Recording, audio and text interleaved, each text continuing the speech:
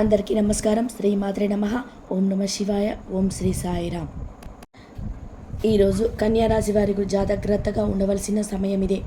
ఈ నెల 28 లోపు మీ జీవితంలో ప్రళయం రాబోతుంది. అయితే మీరు చేస్తున్న తప్పేంటి? ఎందుకు ఈ పరిస్థితి ఎదురవుతుంది? అలాగే ఈ విపత్తు నుండి ఎలా బయటపడాలి? మీ తప్పుని ఎలా సరిదిద్దుకోవాలి? అలాగే ఈ సమయంలో మీరు చేయవలసిన దేవతారాధన పరిహారాలు ఏమిటి అనే అంశాలను ఈ వీడియోలో మనం వివరంగా తెలుసుకుందాం. కానీ అంతకంటే ముందుగా మీరు కనుక మన ఛానల్ ఇప్పటి వరకు సబ్స్క్రైబ్ చేసుకోకపోతే సబ్స్క్రైబ్ చేసుకొని పక్కనే ఉన్న బెల్ ఐకాన్ నొక్కి ఆల్ సెలెక్ట్ చేసుకుంటే మేము ఇలాంటి వీడియోస్ అప్లోడ్ చేయగానే ముందుగా మీకు నోటిఫికేషన్ వస్తుంది.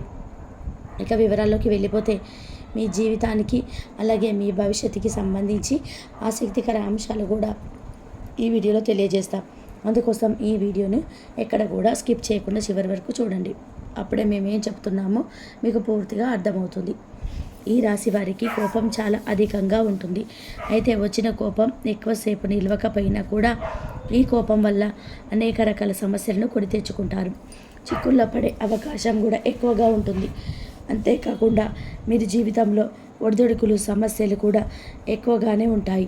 ఎన్ని ఒడిదొడుకులు సమస్యలు ఉన్నప్పటికీ కూడా అధికంగా శ్రమపడి వీరి బాధ్యతలను సక్రమంగా నెరవేర్చి ఒక మంచి స్థాయికి చేరుకుంటారు. అనేక బాధ్యతలు మీరు నిర్వహించవలసిన పరిస్థితి కూడా ఏర్పడతాయి.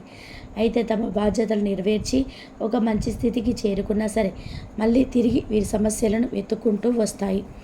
ఇలా అనేక రకాల సమస్యలను వీరు ఎదుర్కొంటారు. ఇక ఒక రకంగా చూసుకున్నట్లయితే ఈ రాశి వారికి ఎటువంటి కష్టాలు ఉన్నాయి అని చెప్పక్కర్లేదు. మానవ జీవితంలో కష్టం వెనుక సుఖం, అలాగే సుఖం వెనుక కష్టం ఉంటుందని ప్రతి ఒక్కరూ అర్థం చేసుకోవాలి. అయితే మిగిలిన రాశుల వారందరికంటే కూడా ఈ రాశి వారికి కష్టాలు ఎక్కువగానే అని చెప్పుకోవాలి. ఎందుకంటే వీరి జీవితాన్ని చూసుకున్నట్లయితే కొన్ని ముఖ్యమైన అంశాల్లో అనేక సార్లు నిరాశకు గురి అయిన సందర్భాలు కూడా ఉన్నాయి. అలాగే ఈ రాశివారు దయాగుణం దానగుణం అధికంగా కలిగి ఉంటారు. ఈ కారణంగా ఎదుటివారు కష్టాల్లో ఉంటే చలించిపోయే మనస్తత్వాన్ని కలిగి ఉంటారు. ఇక వీరి దగ్గర సహాయం చేసే పరిస్థితి ఉన్నా లేకపోయినా ఎదుటివారు కష్టాల్లో ఉన్నామంటే మాత్రం ఖచ్చితంగా సహాయం చేస్తారు. అది ఆర్థికంగా కానీ మాట సహాయం కానీ ఖచ్చితంగా ఎదుటివారు కష్టాల్లో ఉంటే ఆదుకోవడానికి ప్రయత్నం చేస్తారు. అయితే వీరు ఎదుటివారికి ఎంత సహాయపడినప్పటికీ కూడా వీరికి అవసరమైనప్పుడు మాత్రం ఎదుటివారు సహాయపడడానికి అంతగా ముందుకు రారు. ఈ అంశం వీరి మానసికంగా బాధ పెడుతుంది. అయినా కూడా వీరు సహాయం చేసే గుణాన్ని వదులుకోరు. ఎదుటివారి చేతిలో ఎంత మోసపోయినా మళ్ళీ తిరిగి వారిని నమ్ముతూ ఉంటారు. ఒక రకంగా ఈ రాశి వారు మానసిక దృఢత్వాన్ని కలిగి ఉంటారని చెప్పుకోవాలి. ఈ విధంగా మీరు మీ ధైర్యాన్ని కోల్పోకుండా ఉంటే కష్టం వెనకాలే సుఖం వస్తుంది అన్న విషయాన్ని గ్రహించాలి.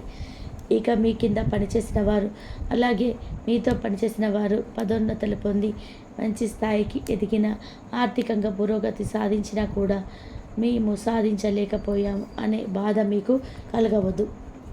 మీరు ముఖ్యంగా గుర్తుపెట్టుకోవాల్సింది ఏమిటంటే ప్రతి ఒక్కరి జీవితంలో కష్టాలు ఒకే రకంగా ఉండవు.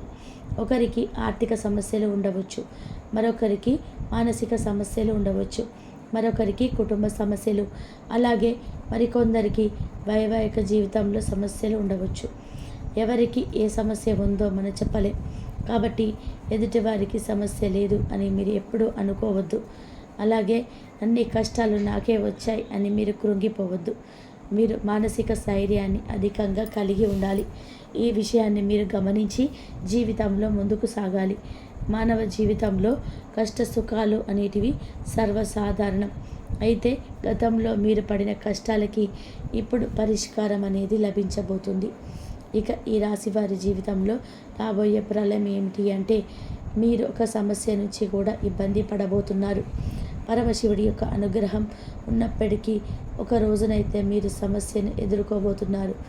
ఆ రోజు ఏమిటి అంటే కనుక 28వ తేదీ. ఈ రోజున మీరు చాలా జాగ్రత్తగా ఉండాల్సిన సమయంగా చెప్పుకోవాలి. ఎందుకంటే మీ భవిష్యత్తుకు సంబంధించి ఒక ముఖ్యమైన అంశంలో నిర్ణయం తీసుకోవాల్సి వస్తుంది. ఈ సందర్భంలో మీరు కొన్ని నిందలు ఆరోపణలు ఎదుర్కోవాల్సి ఉంటుంది. అయితే ఈ రోజున మీరు ఎదుర్కోబోయేటువంటి సమస్య ఏదైతే ఉందో అది మీ భవిష్యత్తు పైన తీవ్రమైన ప్రభావాన్ని చూపిస్తుంది. పొరపాటున మీరు గీసుకునే తొందరపాటు నిర్ణయం వలన మీ పైన నేరారోపణ చేయబడుతుంది. కాబట్టి ఈ సమయంలో మీరు చాలా జాగ్రత్తగా ఉండాలి.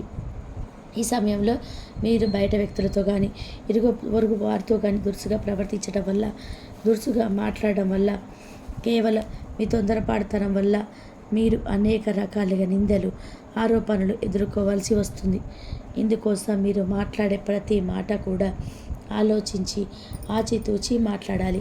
లేదంటే చిన్న అంశంలో గొడవ కూడా పెద్దగా అవ్వడానికి దారితీసే అవకాశం ఉంటుంది. అందుకోసం మీరు ఈ అంశంలో జాగ్రత్త తీసుకోకపోతే మాత్రం భవిష్యత్తులో మీకు ఇది ఎక్కువగా గుర్తుండిపోయే అంశంగా మారిపోతుంది. అంతేకాదు మీరు జీవితంలో మర్చిపోకుండా ఈ అంశాన్ని మీ పైన ప్రభావాన్ని చూపిస్తుంది. ఇటువంటి ఒక ముఖ్యమైన సంఘటన మీ జీవితంలో కనిపిస్తుంది. కాబట్టి ఈ సమయంలో జాగ్రత్తగా ఉండాలి. ఈ సమయంలో మీరు మౌనంగా ఉండడానికి ప్రయత్నం చేయండి. అలాగే దురుసుగా ప్రవర్తించకండి. ఈ రాశి వారికి కోపం అధికంగా ఉంటుంది.